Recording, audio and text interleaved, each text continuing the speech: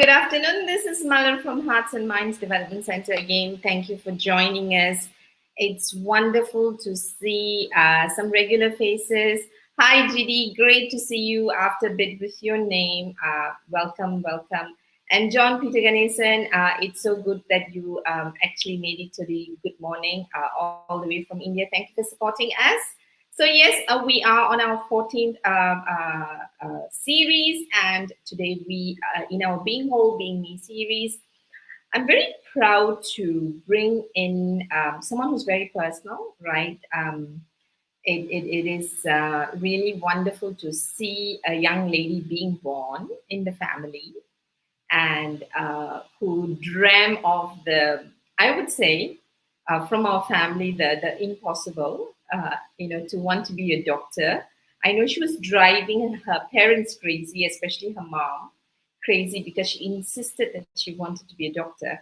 And that's because, her mom has always been talking to me. So without further ado, let's put our hands together to welcome the hero among us, Dr. Prinisha. All right, bring Dr. Prinisha. Hi. Hi, Hello. Dr. Prinisha. How are you? Hello. Hi. Hi, so, how are you, darling? Fine. Nervous. This is you are nervous. So you're just on screen with me, right? It's interesting, right? You face COVID patients every day, and you're fine, and facing us is a little bit nerve wracking. So I think so thank you for saying yes. This is the month of August, and it's just so amazing that I was looking for a doctor and whom we can talk to, and I was really lucky to connect with you, and you said yes, and to have you being in what I call in the midst of the war zone that we are in, to actually be working in the COVID wards. I think that's really our lucky star to have you in our series. So thank you for coming, darling. All Thank right, you. Gerald says, good afternoon, Malar, yes, and Dr. Prinisha, another wonderful Friday session. Thank you, Gerald. Gerald's a friend of mine. So let's get to you because we have a lot of questions. So for people who are watching, if you have questions that you would like to post to a frontliner, she's a doctor, post to her, and if you want to bless her, this is also a great time to bless her. Yeah, it would be lovely because I think we all say we appreciate them, but sometimes we are all human. It's nice to hear it too. Okay, so Prinisha, tell me a little bit about your background, your family background. I know you, but people don't know you, so you can maybe tell us a little bit about your background. Come on. Okay. I come from a very simple middle class family. 5 of us. I'm the eldest. I have a brother and sister. Currently, my brother is a houseman in Shah Alam, and my sister is a medical student. Father, who's recently he was a policeman, happily retired, I would say right now, and my mom, which Okay. is the star for the family. Oh, so mummy is the star. So that's the star Mommy. I know. Because I grew up with her, right? Hi, Nate. So I grew up with your mom, and I just love her. I love the way she talks about y'all, and she's simply amazing. But anyway, so you have two other siblings, Yes. and they're both doctors. Yes, upcoming one. Yeah, what's wrong with your family? Why do you torture your parents to want to become doctor? Because that's something I've asked your mom, but she never answered. She said, "What to do? They all want to be doctors, so we have to make it happen." So tell me, what's with your family and becoming doctors? It is not about the occupation, I would say. Like for me, it's my passion, it's my dream.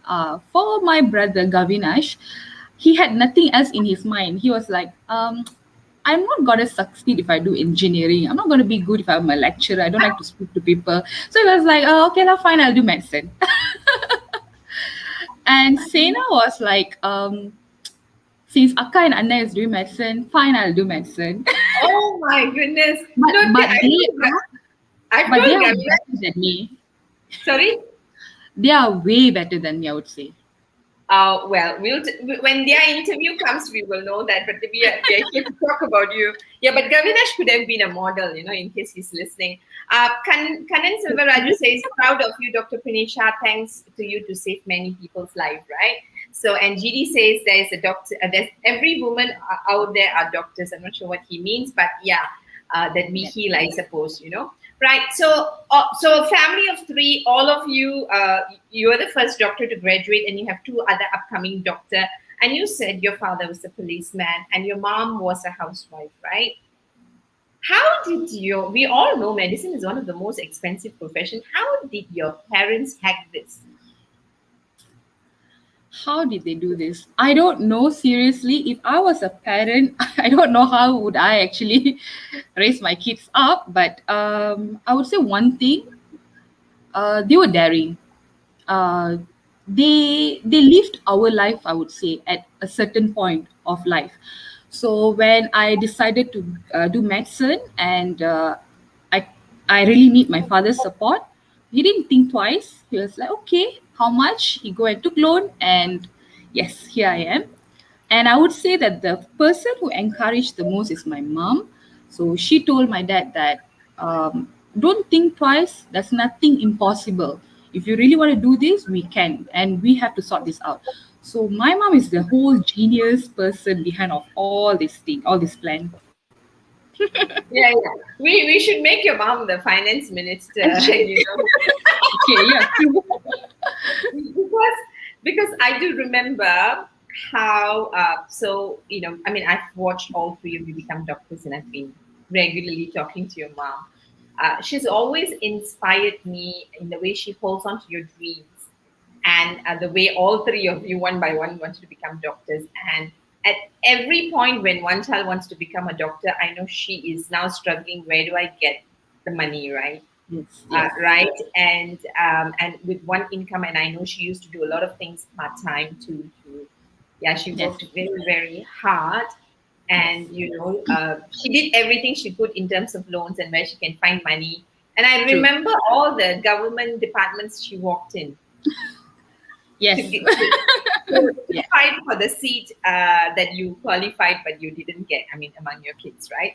yeah, So fantastic. We all need a warrior woman like your mom in every family, and a dad who will listen to the warrior woman. Okay. So your mother made your dreams come true. Your father made your mother's dream come true. How fantastic. Okay. yes. So tell me, when did you realize you want to become a doctor? At a very young age of 7, I would say, uh, I have this thing that I love, the smell of sanitizer, antibiotics, those kind of things. It was weird, I know, but I loved hospital visits. And I always imagined myself wearing lab coat with stethoscope, walking around, greeting all my patients, smiling, those things. And I had this, input from my dad and my mom. See, if you become a doctor, you're gonna. They have never told to me that if you become a doctor, you're gonna have good pay, good life. No, if you become a doctor, you are able to save someone's life. So that is very important. So you can do good. So think about it. So they didn't brainwash me, but they actually gave me a good idea about being a doctor. And plus, I love the whole idea of being in hospital. So here I am. One thing I know, if you are a Malaysian local doctor, there's no way you have a great life because there's no life. And I'm not even going to talk about the money, right? So Not yet. tell me, so you're already working with the government, right? All Mm. right. So and we all know this story about being a contract, being on contract, right? So how does it feel for you? So what's your designation? Tell us a little bit more so that we understand it. So I think everyone would understood. I mean, they recently saw about the Hartal movement and all of this. So it's actually about us requesting the government to actually gives us the qualification to be absorbed as a permanent doctor. Uh, at least after you finish your housemanship, you will contract. Maybe when you are doing your MO, I think we deserve to be, you know, a permanent doctor rather than just being a contract, because there is some down part of being a contract. It's about getting paid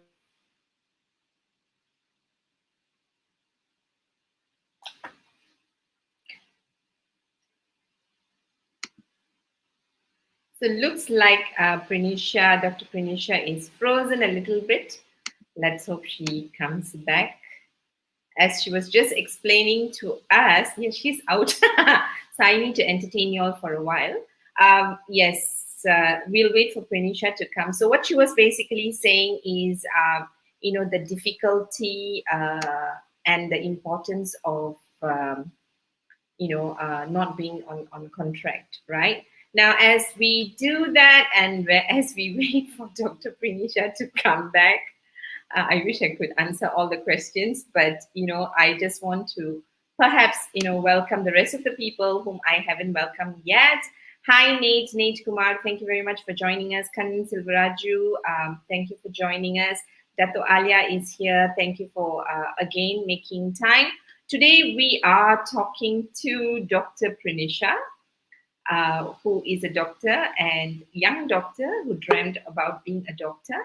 And we're talking to her specifically today and trying to figure out what it feels to be working in the COVID ward. All right, Prinisha is back. Is she? yeah, my internet. Sorry. No worries. Okay, get going. So tell us, where So were we? I don't know. I think about the Hartal movement. So we Yes, we tell us. just requesting government to give us the permanent job for us to secure our further studies. That's all. It has nothing to do against the government. We love our government. We love our job. We just want to continue studies to specialize on what we love to do. That's all. Yeah, nice. Dr. Alia says, with the new government, hopefully we will see changes in support for Yes. doctors. Yeah, because it takes a lot to be a doctor, right? Not just money, but a lot of your life goes into this, and it's pointless. We say, you are our frontliners, you are our hero. We carry all sorts of things and do it for you, but we can't do the basic, which is actually look after Mm, your livelihood, right? So and I totally am with you yes. on that. So thank you. Now, so tell me, how does it feel, right? So when you're a little girl, you probably imagined wearing that, and for me, it'd be Tamil movie, like, because all Tamil movie doctors are good looking, right? Yeah. So you would have imagined that, right? So how is it? How you compare the way you fantasized being a doctor and be a doctor now? Well, initially my mom was telling, "Oh, you see, doctors during those days they wear sari, they look so glamorous." So I was thinking, oh, "Okay, I'm gonna be that one day. Every Friday, I'm gonna wear sari with lab coat." And then when I was a houseman, I realized that that is not practical at all. And now, being an MO in emergency department, my only clothes is my scrub. That is day in out. Even I bring some scrubs as my pajamas at home. So it's just scrubs all the way. It's just sweat, sting, PPE, closing your mouth, and you can't even see anything, just eyes. You don't know who you're talking. Sometimes I'll be talking to my own friend, but I couldn't recognize, and you're like, "Yeah, it's me, lah." Like, oh, okay, sorry, I couldn't recognize you. So it's just like Teletubbies walking everywhere. So we now know dreams and reality don't match, lah. Exactly at this So point. now that the glamour in being a doctor is gone, any regrets, Pranisha? Never, never. I love my job. I love my job. So what do you love about this job that's non-glamorous, doesn't give you time to rest, don't even have job security? See, tell me, what is it about this job that you love? A sort of fulfillment of you able to diagnose something correctly at that point, giving the best management, the first initial management, and yeah, of you detecting what was his problem initially, supporting him, and finding the right source for further management. So you feel like, oh, I did it for him. He's gonna make it. Yeah, that's all. So you still enjoy it. So what do you enjoy most about being a doctor? I mean, a real doctor. Now that you're a real doctor, of all the many things that you do, right? What's the one that just keeps you going? and wanting to wake up every day? I think it's because I'm in emergency department, so it's always an adrenaline kind of rush all the time. You will never know what are you expecting over the door. Patient will come in with massive cardiac attack, stroke, anything. Losing one limb after accident, anything. It's a surprise. So and at the moment you have to stay calm. Okay, transport patient, do this, do that. So I think initially I was being very nervous. There was a point that I was so scared to go to job. I will cry literally for my on calls. But now I'm like, I know what to do. At least I know what is the basic thing I should do and how should I seek for help. So I love that. So you love working in the emergency department. That's what you're trying Yes. to tell me. Yeah, Yes. yeah. And your poor mother is having mini heart attacks every day, listening to your stories, right? That what you're experiencing. So Yeah. let's go back to when you first started, being a doctor, especially being in the emergency department. Before you actually learn how to enjoy your adrenaline rush. Before that, right? So when you were initially looking at cases, and people come with life death situations, right? And your own anxiety level goes up, I'm sure, right? And as a Yeah. young doctor, I mean, you can be sure, but I'm not too sure how sure you can be sure, right? How, isn't it? How did you get through that? What did you tell yourself to get through that phase of nervousness, anxiety, fear, guilt? I'm sure, to say, okay, this is how I'm going to look at the patient. This is what I'm going to do. What did you tell yourself? Okay, to start off, I would say that I was a houseman in my own emergency department previously. So I do have some senior colleagues, which was my MO. So all of them, I call them as boss. So I do have some connections with them. So before I actually enrolled myself to emergency department, because initially I wanted to do medicine, but I wasn't confident enough on the initial management. So I actually reached out on one of my senior MO. His name is Dr. Sunny, a great gentleman. So he actually told to me that don't think about what others say, because I was hearing mixed advices that if you want to do medicine, then go and write this paper, start focusing on that. Don't come to emergency medicine. You're going to waste your time.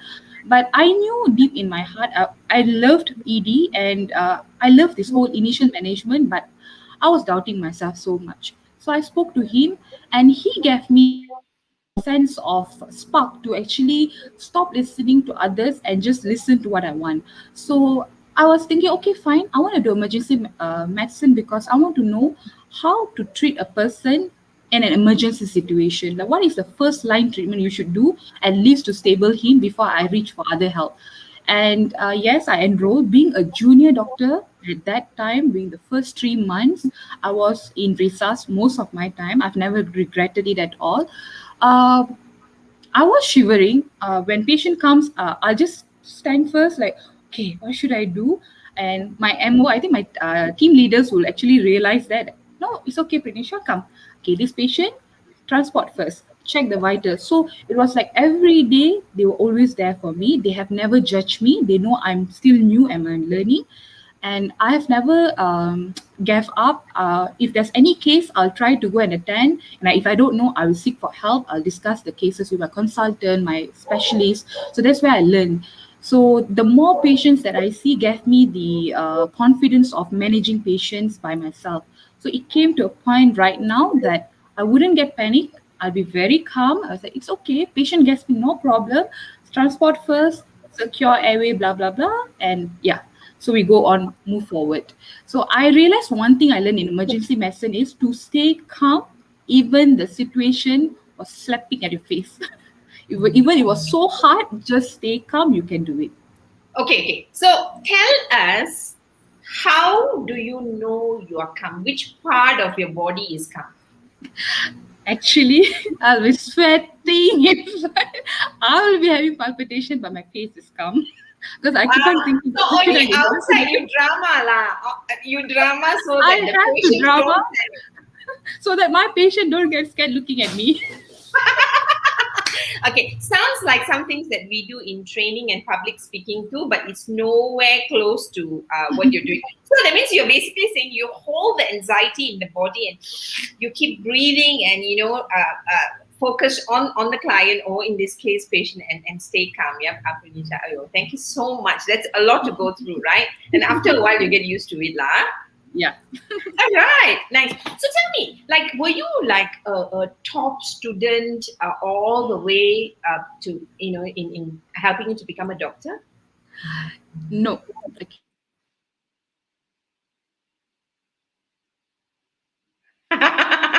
I think I'm asking the wrong questions, because every time I ask these questions, she seemed to be going missing. All right, and since she's gone missing, I'm just going to read out a poem that we've written for frontliners. But meanwhile, before that, let me just welcome A.T. Rajkumar. Good morning. Sorry, Lambat Sikit, he says. Well, Raj, thank you. I didn't know you were joining us. Never heard you saying hello before. So thanks for joining us. And Nate says, how you wish from your fantasy that can be in your real life as a doctor role. I mean, other than wearing a sari. Sari also can, Nate. Huh? So I'm just going to read a poem and see whether Prinisha is actually coming back. She's back. So no chance for poetry. Sorry. Don't worry. If you go away, I have a poem and stand by for you to come back. So tell me, were you a top student? Okay. So Prinisha, can you hear me? Prinisha? Yeah. Okay, tell me a little bit about your Yeah. education background. So were you a top student? You gave me this look, which is funny, and then you went away. So tell us about your education. Prinisha? I was okay. Can you hear me? Yes, can. Hello? Prinisha? Prinisha? Okay. Yeah. If you go out again, I suggest you come back on your mobile. Okay? Okay, go on. We can hear you, Prinisha. Talk. Okay. Up to PMR, yeah, I was scoring well, I would say, but my SPM, no, I would say that I was average, below average to be a doctor. I just got 5 A's. So there was a point that I thought, okay, everything is over. I'm not going to be a doctor. And, because the first thing everyone asked was your result. Oh, 5A, you should have a 10A plus in order for you to be a doctor. So I realized one thing, that people judge you based on your results on your paper, not on your capability in future. So I was very, very, I would say I was very focused on what I wanted to do. It didn't bother me that when people say I couldn't do, but it bothered me when everyone was telling it to my mom and my dad. So it actually disturbs them. So when it Right. disturbed them, it disturbed me because it was my parents' feeling. Mm. But I was clear. I'm like, okay, no, I'm going to do this. And I tried, right? I wrote an A level, and I told to my dad that I'm not gonna get any scholarship, but I want to study, and I really hope that you can help me on that. So I discussed that with my dad and my mom. So initially, my dad was, everyone like, I think it's because of pressure from others saying that uh your daughter is just 5 A's. Do you think she's gonna make it? SPM is everything. I'm not gonna blame anyone. It's something very normal. But it impacted my parents because they have been always feeding me and my siblings saying that education is everything. Education is going to bring you to a place that you will never imagine. So we have always been taught in such a way. So when this happened, and I was the first child, so it actually crushed their dreams. So I think I had that one last chance to prove me and my family, saying that no, all against all, I'm going to be the doctor who I deserve to. I'm going to run for my passion. And that one single chance given by my family changed my whole life, entire life. Oh, nice. So, and you went overseas to study, right? Yes. And it was a So, funny story too. okay, tell us the funny story. Um, Actually, I was like, I applied quite a number of uni in locally, but it's because of my results. I understand that I couldn't make through, so I was very depressed, and I was like, okay, fine, I'm going to apply overseas. So I used through some agents. But I didn't apply to Indonesia. There was not any specific reason. I was thinking I want to go far away. I had this thing that I want to escape for a moment because I was hearing negativity throughout 3 years, from 18 to 21. So I was quite tired about it. But I've never left my parents, even just to my friend's house. I've never had a sleepover in my life at all. So I wanted to go to some place where I don't know. So I actually enrolled myself to Russia. So I thought I wouldn't get it, and I got it. After getting it, then only I started googling where is Russia. I didn't know. Okay, so we know you didn't do well in your geography. You just focused on science only, lah. Exactly. And then, And then that one, I mean, the whole process was extremely smooth.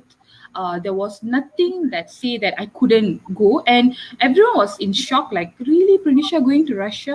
They didn't trust me because they know I'm a very clingy child. I'm always with my dad, complaining to appa, crying to amma. Those kind of weird character at that such a young age, even till now, I would say. So one night before my flight, I was hugging my dad, and my dad told me one thing. It's okay, Amma. I paid 70K. It's okay. If it burns, also it's okay. If you do not want to go, it's okay. Stay with us. I realized one thing. They didn't value the money. They valued my dream, and they valued my feeling that I was very nervous. So I just hugged him. I said, "No, Appa, I'll go. I'll study. I'll come back." So that's how I went. So when I went, I didn't cry at airport because I was in shock that I'm really flying. That's my first flight in my life. My mom was crying and things like that. Yeah, I didn't cry, but one thing I was very sure that I have to finish what I started. It's not because oh of the wow, money, it's because of their blessings and their hope. So I need to finish this. oh, when I see your father, I need to give him a hug. That was such a wonderful thing to hear from your dad, knowing that they took loans to enroll you, and then to be able to burn the loans because his little daughter princess was crying. Yeah? That says a lot about your parents, Prinisha. Thank you so much for that story. So when you were in Russia, tell us about your highlights, because I know you got some awards. Tell us about your awards in Russia. I mean, after all, you were an average student who only got five A's and all others B's, and that wasn't great. So tell me, why did they give you awards in Russia? Okay, to start with, I was a very quiet, timid student. No one knows me, I would say. I think even my group mates doesn't know who am I really. It's because of most of them thought I was very how to say, have this very arrogant face, arrogant character. It's not because of that. I think partially because of my intelligence.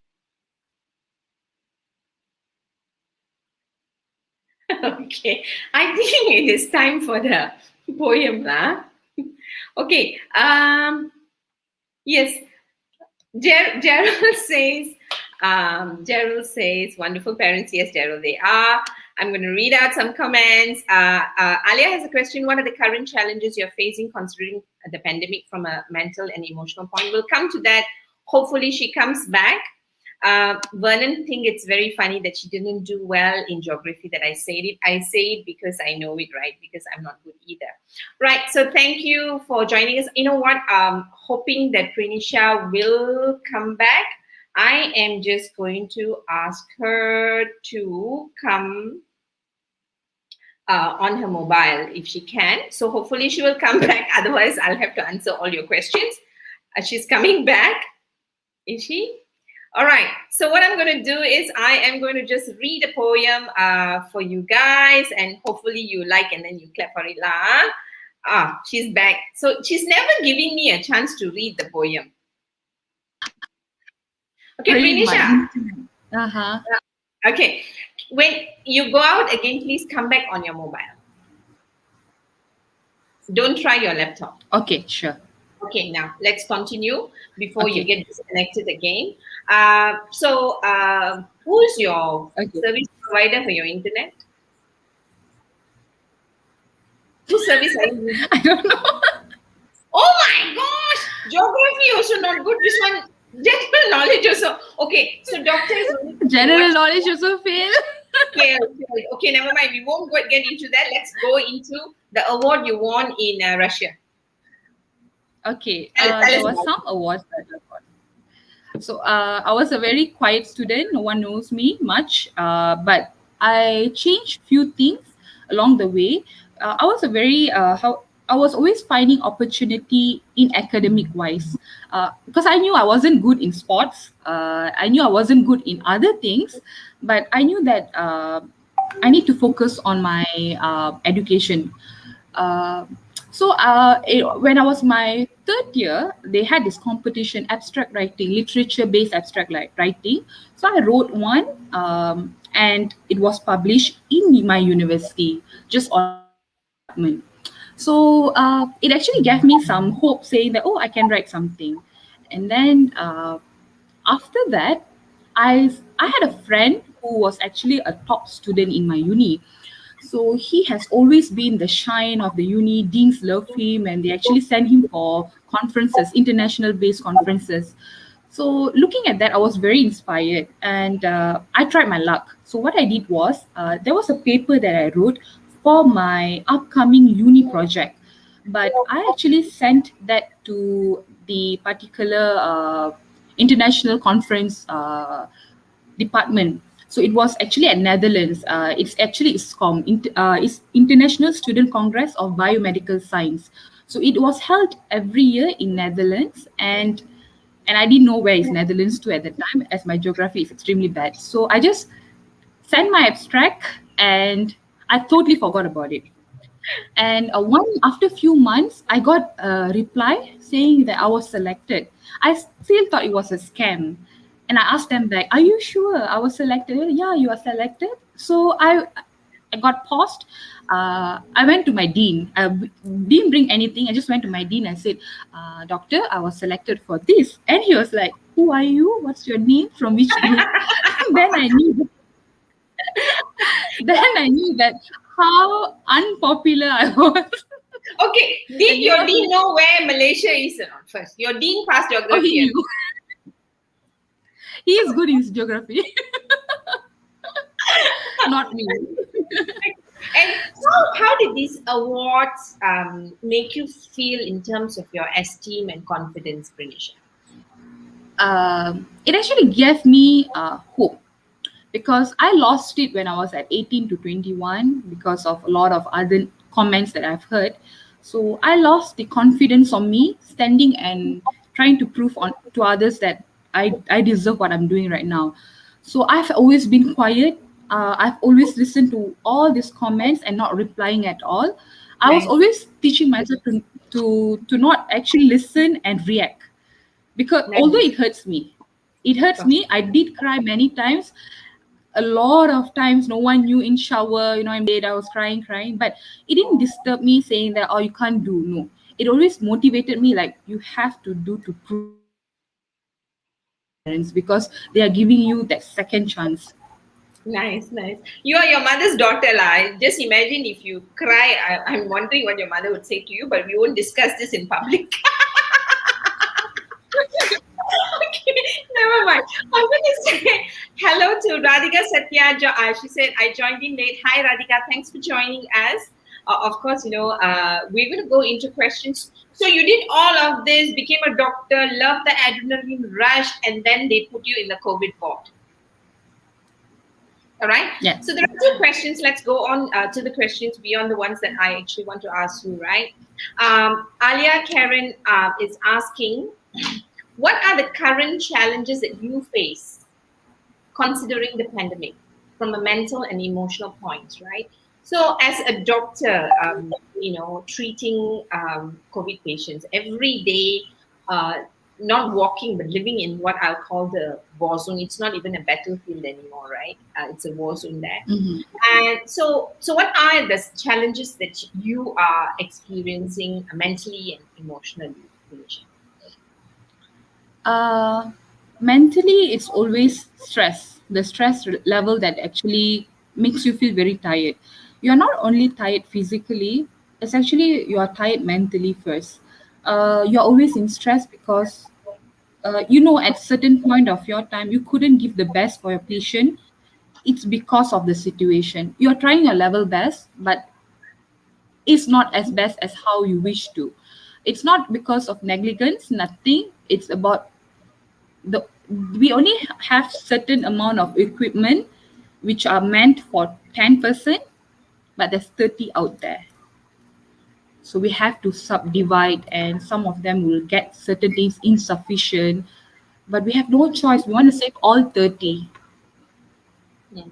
So it's a myth. It's a myth that you choose your patients, but what you're doing is you're saying, based on the lack of resources, you use the lack of resources and try and give everyone a chance to recover. Is what you're saying. And I Yes. think that makes a lot of difference, because I think on the outside, because we've got nothing better to do, we're in a lockdown and y'all are happily working there, we've got a lot of things to imagine and gossip about what's happening in the wards, right? Because the stories we hear is that, oh, you choose patients and, some people get priority, other people don't. But what you're saying is that you guys do your best in terms of resourcefulness with the limited resource you have. So give me an example of how resources are shared, if you don't mind, Felicia.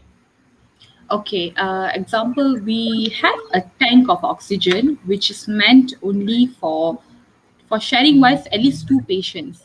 But there was a point that we had a tank of oxygen where we had to connect connectors for six, seven patients. And the tank finishes fast within an hour. And we had to change. So within my shift, we had to change again and again and again. So the oxygen requirement for patients are different. Some of them need just a small support. Some of them need high pressure oxygen support. So the one who require high have to actually compensate to get a lower oxygen support. At least they have oxygen. That's what we had to face on daily basis. Mm, mm. And how does not having resources, you're a doctor who's passionate about saving lives, and then now you don't have the resources to do it. I mean, it's good that you get creative, right?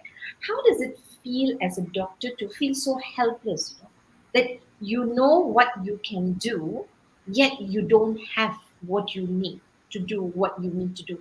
How does it feel for you? It's really it's really emotional.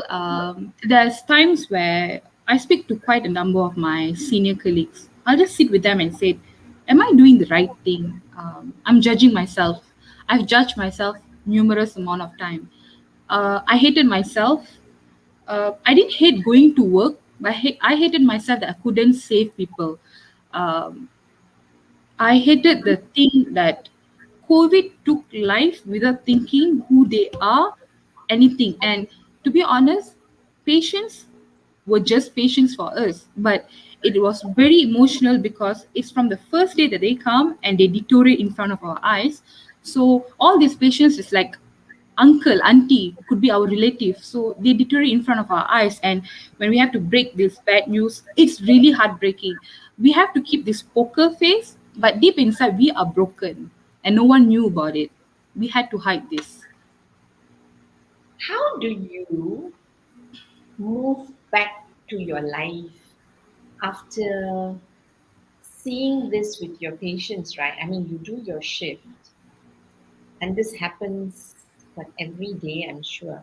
So, what's the average number of people who move on to another world on a regular basis that you see during your? Um, I'm not sure per day how much, but there Yeah, was a your season. experience. We're not This asking for numbers, just your experience. on my shift, I had easily two, three patients just on one particular zone because during the search, ED, HCAL ED wasn't able to cope up, but we didn't give up.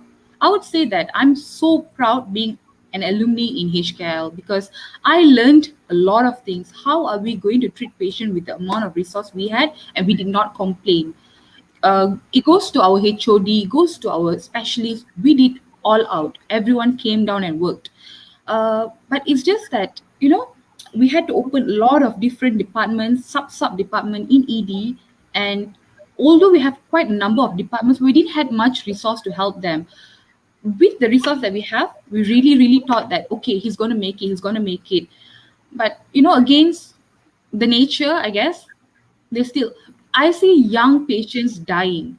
That was something I can't take it. 30 years old, 29 years old, father of one child, mother, pregnant mother. And it's really, really heartbreaking because we were struggling to find resource, we were struggling to find a safe place for them to go, yet they didn't make it. So when they didn't make it, we felt that we lost the whole battle.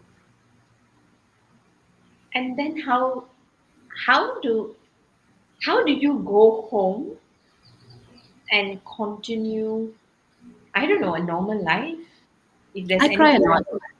uh, there was a point that I was working like a robot, um, reviewing patients, all intubated, checking on the oxygen level, seeing whether they need to be fixed or not.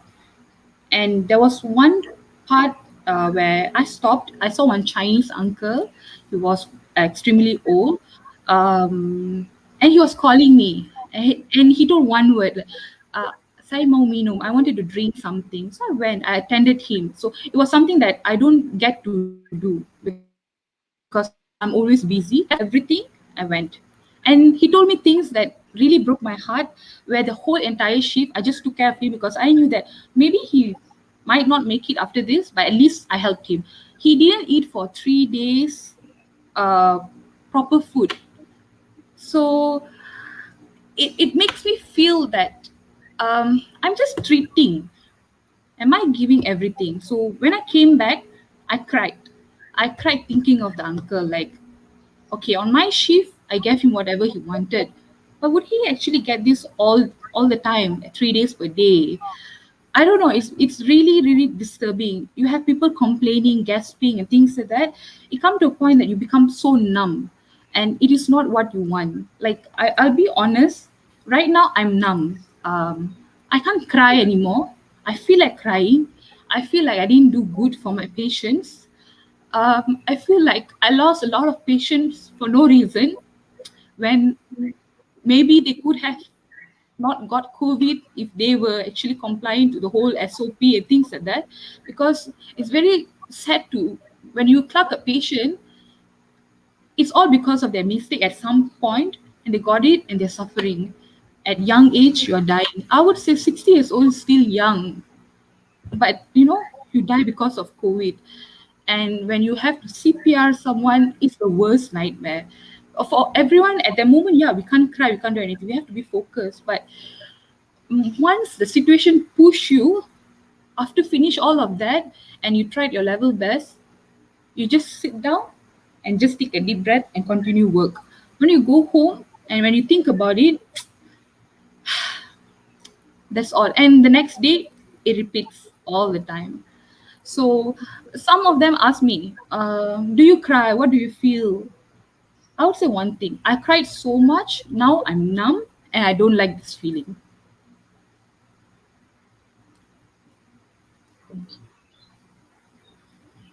Oh, thank you, Prinisha, because I think we needed to hear that. So,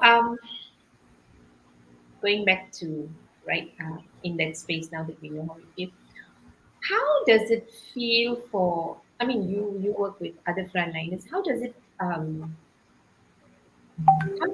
feel when some of your colleagues contract COVID? Right?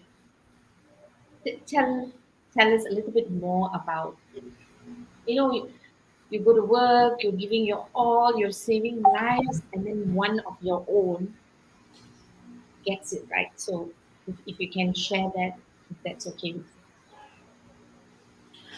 Um, Working in this era right now is it's scary. I have friends who's a mother of three.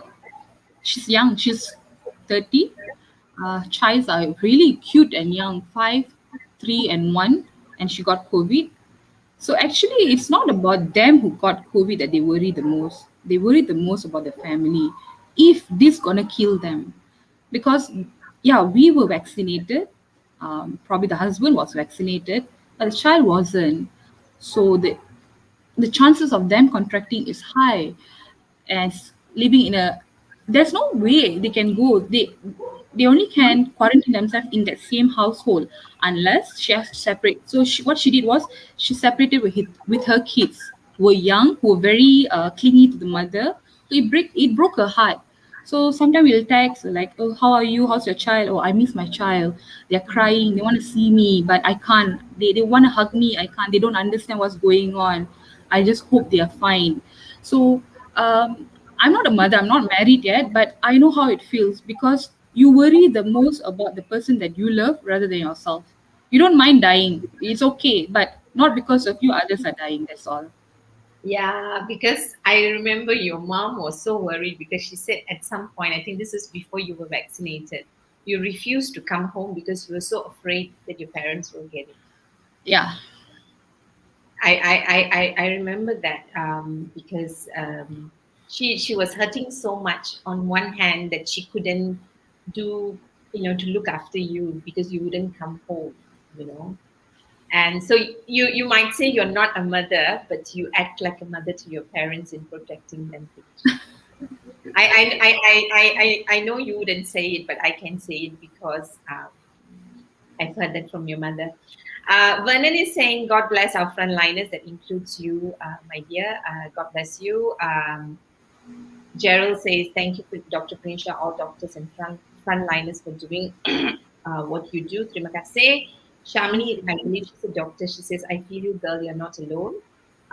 Jay Sinaya says, thank you for sharing this. As a nation, we are hurting due to this pandemic. It's good to know the insights of what frontliners go through. You're human after all. Thank you. Now, thank you. so we have some thank yous coming through, I know, but really, I thank you is not enough, right? And Vernon says, thank you for sharing the brutal truth. So tell us a little bit, right, in your experience, because there are still some people who don't think vaccine works and why they shouldn't take vaccine, right?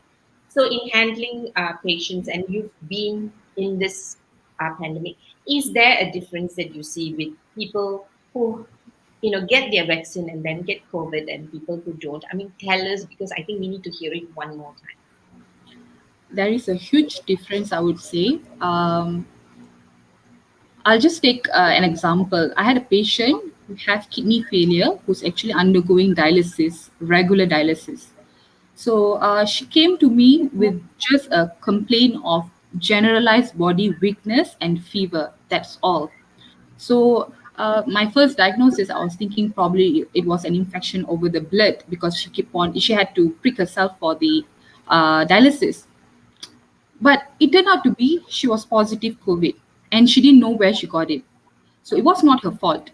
And I asked further history of vaccination. She completed 2 doses of vaccination. So knowing she is positive with underlying of kidney failure, and I saw her X-ray, it was pretty good. It did not engulf the whole lungs. It was still good. So I would say that she has symptoms. So we will diagnose it as COVID Cat 2, and her recovery was marvelous. She made it. She was being admitted just to get regular HD in hospital setting because she was positive. We didn't want her to go and infect others. So that's why she was admitted. Otherwise, there was nothing wrong with her. She did not need any oxygen support. She was having symptoms, but it was not severe as how others without vaccination. So vaccination does give some differences when it comes to managing you if you are positive. But one more thing, if you are vaccinated doesn't mean that you can roam out. It's because you are a carrier and you will infect someone who is not vaccinated. Always bear that in mind. Okay. So get vaccinated so that you are safer than normal. Yes, But just because you are vaccinated doesn't mean you become careless, because correct. you might not be affected very badly, but you will be affecting other people who are not vaccinated. That means Yes, you're literally out there to murder other people. Can I say that? agree, Yeah. agree. So if you're not vaccinated, whether you are vaccinated or not vaccinated, if you don't follow the SOP, you are literally murdering other people. I'm vaccinated and I don't go out. I don't go anywhere. And after months, I'm wearing my old expired makeup. So that's how I don't go out. Finally, some dreams about a doctor looking good. You could have worn a sari. It's a Friday. We could have made it perfect. Dream come true for you, Prinisha. So there's a question. I'm not sure if it's a question you can answer. Answer it if you can. Gerald is asking, what is the real situation on the ground? There are also a lot of talks of ivermectin. What's your advice? Ivermectin is a medication for animals. Why are we taking an animal medication and engulfing in your human body? This whole thing is just a myth. I have seen death cases because of ivermectin, 2 tablets. There was a patient who took it just to prevent COVID. He was dead. So this is a myth. I don't know who came up with this. Actually, initially there was a research about it. Yes, they did a research about it, but there was a certain extent saying that it killed the virus. But for us to take it, it's gonna harm ourselves. The harm is much higher. You're gonna die. It's better for you to take vaccine rather than taking ivermectin and go to certain place. So ivermectin is not a solution at all. Ivermectin is actually a medication prescribed by the veterinarian for the animals. So it is not for human. Never ever take this. I saw this. I've actually saw people are selling ivermectin over Lazada on offer. I was so surprised. I'm like, and people believe that. And I'm very surprised that people don't believe when I'm telling take vaccine. People believe ivermectin told by some other people. Of course, YouTube, is a lot more powerful than people like you who Mm. studied for this, for sure, right? Because, I mean, it's a daily battle as to who to believe, because some of these things sound real, right? I've even, had a doctor who said if I get COVID, I'll take ivermectin, right? I had a Okay. doctor say that, so that was interesting for me. So I think if people who are educated and who know this can be confused, and you hear a lot of these videos that go viral more than people not taking ivermectin going viral, right? So the bad news or the false news always travel faster, right?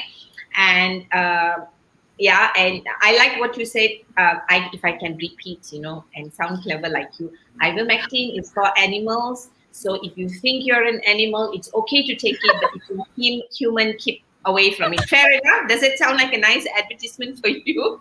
All right, Yes. Jen. So if you need me to like stand with that ad, you can call me. I'll come in a nice idea, right?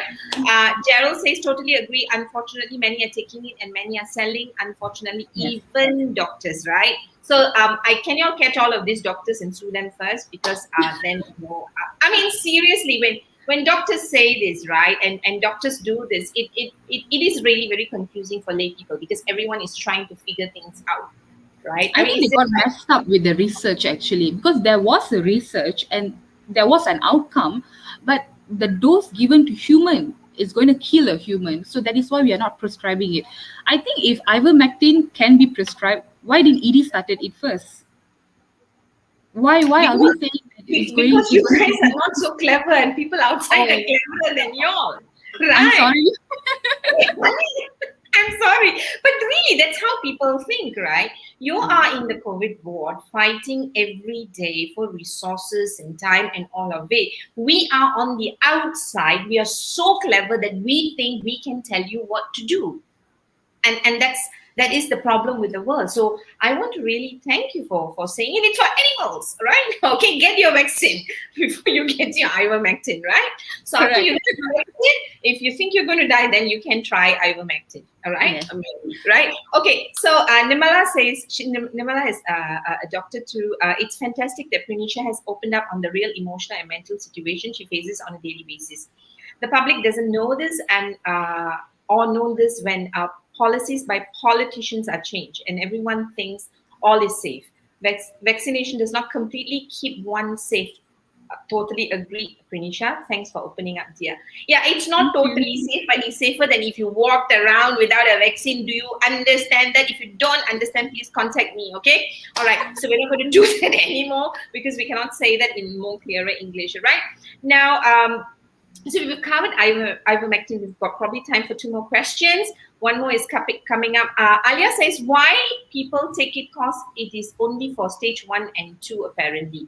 Why people take what ivermectin, is it? Alia, is it ivermectin? Okay, I'm not sure. So it's only for animals, so I don't think you should even take it.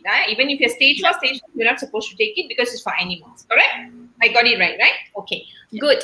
Now, Nate is saying, holy moly, my friend posted about it. She is spreading fake news. What's your advice on not taking a jab? People claim it's our human right. This is again vaccine. You want me to answer this for you, Prinisha? Yeah, please, please. That's what I'm speaking. You don't want to take jab, don't take la, but just know you are going around murdering people before you kill yourself. Correct? She's Okay. gonna get killed first if she's not getting jab. Yeah, but sometimes my immunity might be stronger and I might be passing it Agree. on to people who have lower immunity and I have killed, right? Yeah, correct. That is So I what happened when this, during the Raya surprise visit by family from KL to Kedah, Johor to KL. They are carriers. They killed their whole family in KL. So you are a murderer. You have to be guilty for the rest of your life.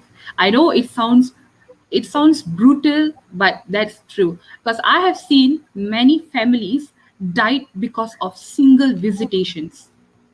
Mm. Okay, so Alia was actually asking about ivermectin, I think, for stage 1, stage 2, because she seemed to have the information people should take on stage 1, stage 2. We have Mhm. cleared this because we are not taking unless we're animals, correct? So you're not supposed to take it. But why do some people take ivermectin and still survive? Maybe that would be a question that no one is asking. Is it because their bodies are made differently? Sorry, I didn't get you again. I'm sure there are people who have taken ivermectin but haven't died. I guess they're lucky. That's all. Okay. All right. So, okay. So you got lucky. If you want to continue testing God, continue testing test, right? Radhika says, thank you. Radhika says, take it from me. I'm a pharmacist and I'm going around explaining to friends and family not to think of ivermectin as a silver bullet against COVID. Thank you, Radhika. It's a Thank you. medication long used for parasites treatment in animals like Yes, your pet dog and cat. I'm shouting, I it know. comes from a pharmacist. It's their subspecialty. So you got your answer.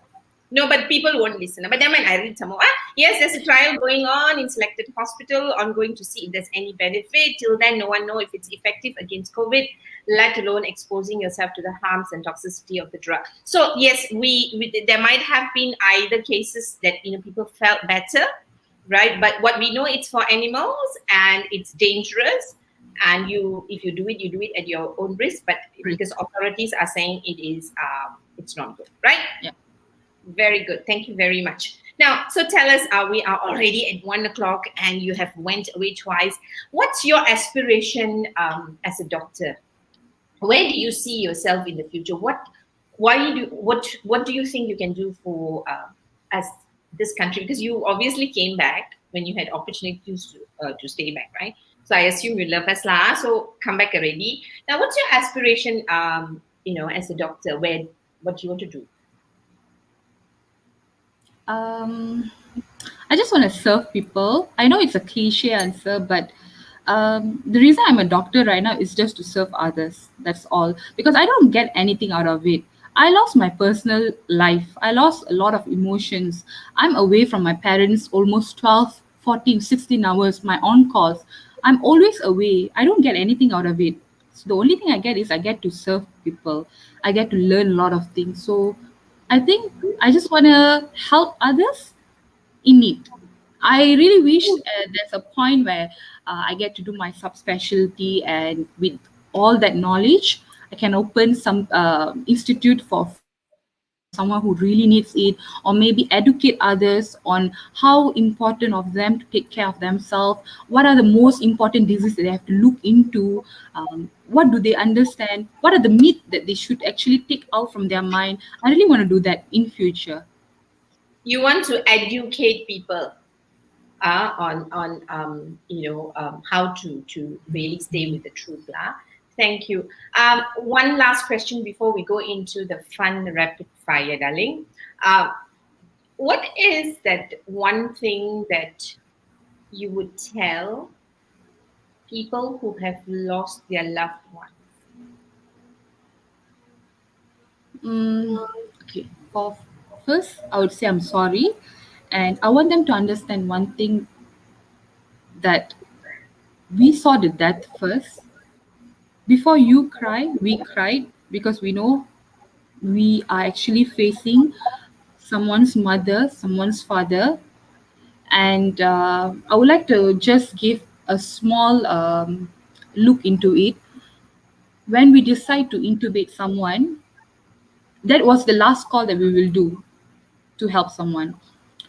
So that call will be taken in a very, very difficult manner, because we know it's a 50-50 life of chance.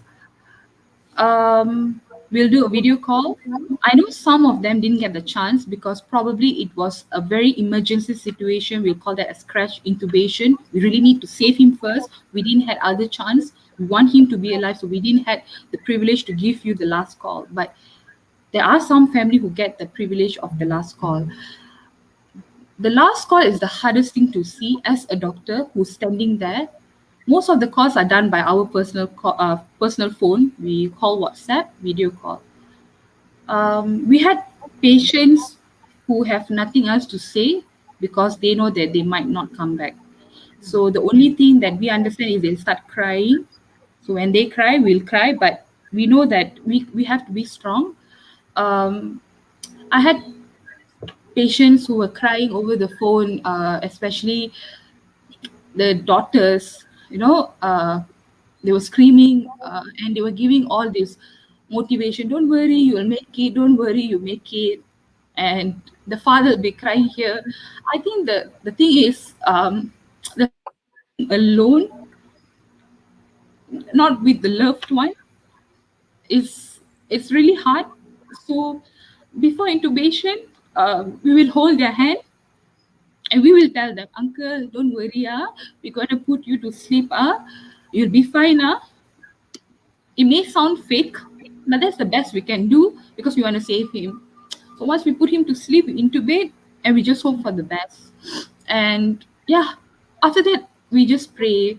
So I know some people didn't get the privilege to see that, and I'm sorry, but I would tell one thing: all our frontliners here, when we intubate someone, we pray more for them rather than we pray for ourselves.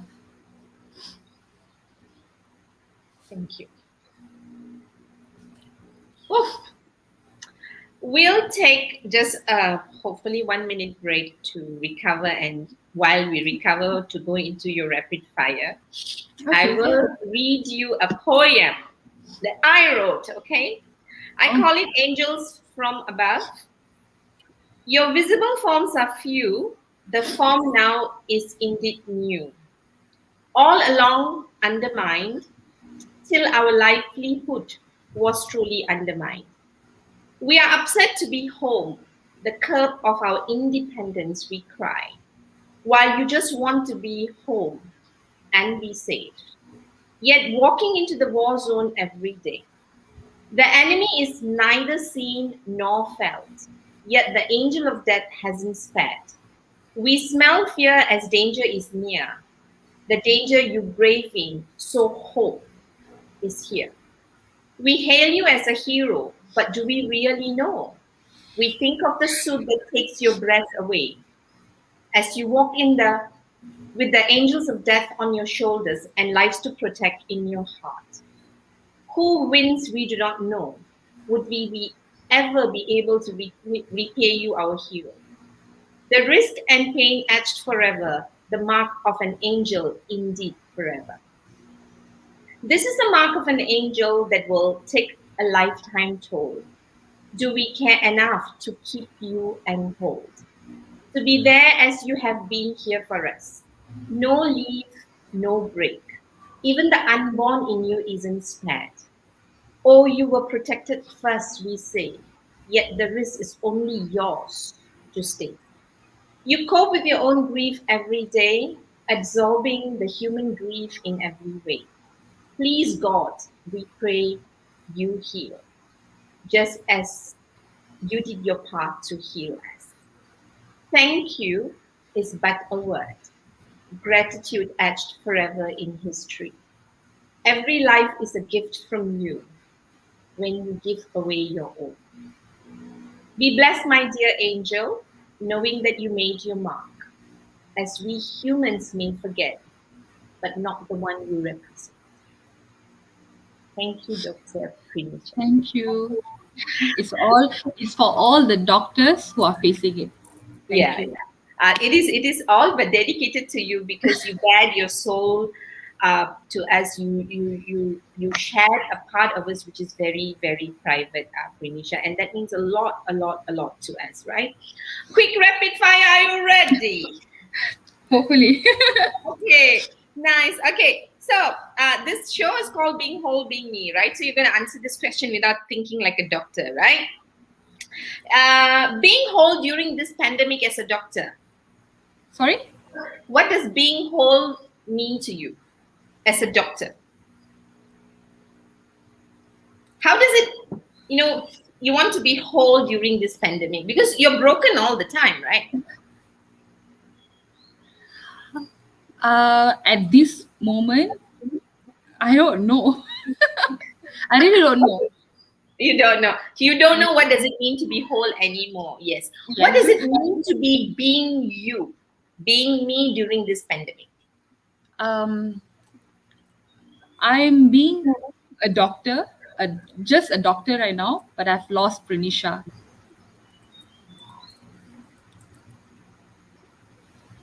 It'll take some time to heal. Thank you. Love you. Love you too. What's your superpower, Dr. Pranisha? I love my stats. You That's my love your. superpower. Stats. Stethoscope. Oh my gosh. Okay, all right. If you imagine when you go to the wards, what color do you see in the wards? What colors? Rainbow, And what does it mean to you? joy, and life. Thank you. And what's your legacy? What's my legacy? I think I'm too young to actually answer that. I I like need more fantasize, years like the Tamil movie Sari Doctor fantasize now. right now. What Yeah, I yeah. So you Hmm. imagine you're going into the future and you're as old as me, and you're looking back and say, okay, this is the legacy I've left behind. What will people um, remember you for, Prinisha? I really wish people remember me for my smile when I attend a patient. And I'm Oh. sorry for some patient that I scolded because I really care you. Okay, okay. So they'll remember the smile, not that. Not why when you scold, you smile or not? When I scold, I'm like, when I smile, you can see like this. Okay, thank you. Now, who's your greatest fan? Who's my greatest fan? I think it would be my parents, especially my mom. I think. Yeah, I yeah. think. Okay. I also think so, but your father, even though he's your fan, we won't know because he doesn't talk, right? He's very quiet. He's not going to say anything. Yeah, yeah. So we'll ask him. You go and ask him after this, all right? Your role model. Obviously, it's my mom because I will never do whatever she have done for me. I mean, Oh, I don't know how to do that. I don't know. because she's so Okay. good in being a housewife, managing so much of subspecialty in a family. And it makes me to have fear of getting a family by my own, because I know I'm not able to do so. Very high expectation. Yeah, I agree with you. So Prinisha's mother, Miss Shanti, if you're listening to this, don't make our life so difficult. Try and be a bit imperfect, at least from now onwards, so that we have hope, right? All right. If there's something you'd like to leave behind to the people who've been listening to you in the last 1 hour patiently, and I'm sure those who are here are inspired by your authenticity, by your presence, by your love, by your compassion, by your courage, and most importantly, by your beautiful smile that always brings a rainbow in the ward that you walk in, Prinsha. What would you like to tell them before we say goodbye? I just have some personal messages I would like to share. If you are a parent, never listen to anyone's idea, input, never. Listen to what your child say, because you will never know the support that you give may change their life. There is a lot of parents out there who, sometimes listen to other ideas and tend to think that that is much better rather than listening to their own child. So I was extremely blessed that my parents listened to what I say. If they did not, I wouldn't have been here. So I'm always blessed on that. For my personal note is, always take care of yourself, because your health is your greatest wealth, I would say. So, and if you have a doubt on something, please clarify it, find the right channel. Don't assume anything, don't listen to all this myth. I've Even Amma came to me and say, "Oh, I saw this one video. They said take garlic and put inside the nose. It will actually cleanse everything." I'm like, Amma, what is that? You will listen to all of this. You're gonna do, is it? But yeah, so I understand WhatsApp is actually a virus. It really invades your mind so fast. But when a doctor says to you, "Yes, doctor, but my WhatsApp don't like this," I really have a patient like that. So just go and get your doubt cleared. It's always good to have doubt, but find a good channel to get it cleared. And if you are struggling or something, always remember one thing: you are worth all the fight. Never give up on yourself. Never doubt yourself when someone is doubting for you. So if they are doubting you, they're telling to you you're not gonna make it and things like that. No. I lived that life. I was at a part that I thought I was not gonna make it. I made it. I'm still learning. Nice. Thank you, Prinisha. So, as a parent, what I'm taking back from you is this, right? If parents don't believe in their children, who else will, right? Agree. Yeah. So, thank you, my darling. Thank you very much, Dr. Prinisha Kanabathy. Lovely meeting you. Thank you for agreeing to speak from your heart and Thank inspiring you. us. Love you until I see you personally. Stay safe. We will definitely continue to lift you up in our prayers, and everybody else, who are serving the nation. And I hope, this conversation will remind people how we all need to look after ourselves and each other. So with that, God bless you. Thank Thank you you. very much, and stay safe, Punisha. Thank you. Bye-bye. Thank you. All right. So that was Dr. Prinisha. I hope you enjoyed. I know we went overboard, but I couldn't help it. So I hope you enjoyed the conversation, and we've taken back and answered some of the questions that might have been bugging you. We are hoping that you would slowly get into subscribing to our YouTube, because we are soon slowly going to get off Facebook and go on YouTube. So as we put our YouTube in, please subscribe it, so that we can bring more interviews to you. Also, if you have any ideas, any things that any topics that you want us to cover, please let us know. Private message us or messages here, so that we can start looking for people. And if you know inspiring people, of course, introduce them to us, so that we can connect with them and bring the stories to you. With that, this is Malar from Hearts and Minds signing off. Till I see you next week, I will do my best to stay safe, and you stay safe. Have a great weekend. Bye.